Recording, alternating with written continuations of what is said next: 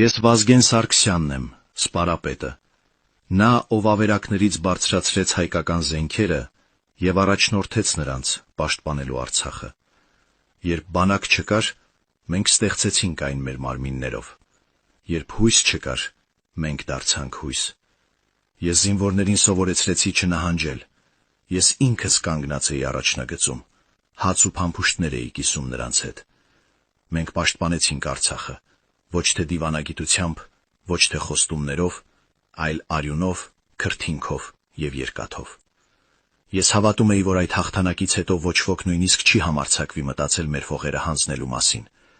Ես կառուցեցի մի բանակ, որը վախ էր սերմանում թշնամու մեջ։ Ես ձեզ կտակեցի։ Գնահատեք զինվորին,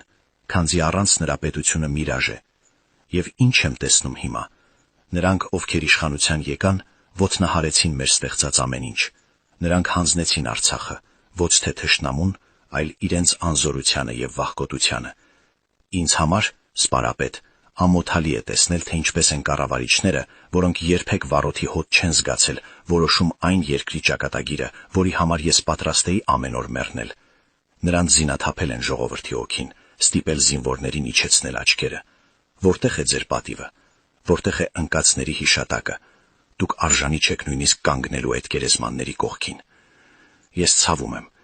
Իմ սիրտը, որը կանգ է առել խորհրդարանի պատերի ներսում գտնվող գնդակից, ավելի է ցավում, քան այդ օրը։ Ես ձեզ համար ամրոց կառուցեցի,